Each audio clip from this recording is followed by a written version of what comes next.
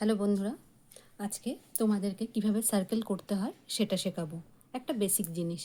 তো চলো স্টার্ট করি। তো দেখো, এটাকে ম্যাজিক সার্কেল বলে। এইভাবে নিয়েছি, এইভাবে গোল করে হাত দিয়ে ঘোরালাম, জাস্ট এটাই কিন্তু ম্যাজিক সার্কেল হয়ে গেল। এবার ম্যাজিক সার্কেলটাকে এইভাবে ধরে ফেলেছি। ধরার পরে এই সুতোটা দিয়ে কাজ শুরু হবে, যেটা লম্বা বেরিয়ে গেছে। এই নিচ দিয়ে ঢোকালাম, ঢোকানোর পরে এরকমভাবে ভেতর দিয়ে বার করলাম। বার করার পরে 1 2 দুটো চেন তুলে নিয়েছি। এবার এর ভিতরেই এরকমভাবে ঘুরিয়ে নিয়ে আবার এর ভেতর দিয়েই করব। সেইটা তোমার ইচ্ছা মতন তুমি তুলতে পারো। আমি মোটামুটি 12টা তুলে দেখাচ্ছি।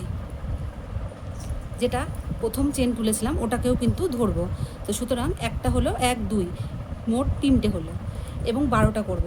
তাহলে চলো 12টা এই একইভাবে করতে থাকি। এইটাকে কিন্তু ডাবল ক্রোশিয়া বলে। এইভাবে ঘুরিয়ে নিয়ে যখন আমরা এইভাবে বের করে 1 2 স্টেপ করছি, সেটাকে কি বলছি আমরা? ডাবল ক্রোশিয়া বলছি।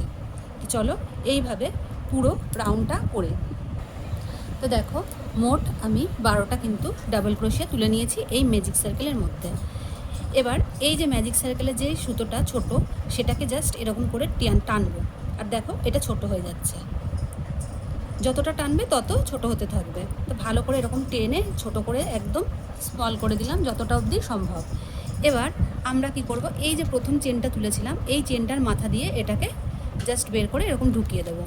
তাহলেই কিন্তু এই সার্কেলটা কমপ্লিট হয়ে গেল। এবার আমরা এখান থেকেই আবারও ঘর তোলা শুরু করব। এই যে দুটো চেন নিলাম, এটা কিন্তু একটা ঘর হলো বা একটা ডাবল ক্রোশিয়া হলো। এবার এরকম ঘুরিয়ে নিয়ে ওই সেম এই মাঝখানের জায়গা থেকে আর একটা তুলে নিলাম, তাহলে দুটো হলো। এবার আমরা কি করব, এখানে 12টা ঘর আছে, এবার প্রত্যেকটা ঘরেই কিন্তু এরকম করে দুটো করব। তাহলে এখানে দুটো হয়ে গেল। এবার পরের ঘরটাতেও এই একইভাবে দুটো করব। এই যে একটা হলো এবং আরও একটা করছি ওই একই জায়গার থেকে। এটা কিন্তু ডাবল ক্রোশিয়া।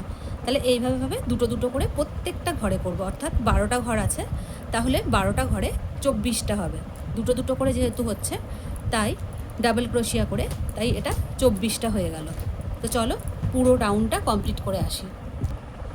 তো দেখো, পুরোটা কমপ্লিট করে ফেলেছি। প্রত্যেকটা ঘরে কিন্তু দুটো করে করে তোলা হয়েছে ডাবল ক্রোশিয়া। এবার আমি এই যেখানে প্রথম চেনটা তুলেছিলাম তার মাথার থেকে এটাকে স্লিপ নট করে জয়েন করে দিলাম। তাহলে দেখো কি সুন্দর পারফেক্ট একটা গোল হয়ে গেল। এবার আর এক পরের রাউন্ড করব, অর্থাৎ 1 নম্বর 2 নম্বর রাউন্ড হয়েছে, এবার করব আমরা 3 নম্বর রাউন্ড। সেটার জন্য একইভাবে এই যে দুটো চেন তুলে নিলাম। এবার আমরা কি করব, এখানে একটা তুলেছি, এর পরের ঘরটায় চলে যাব।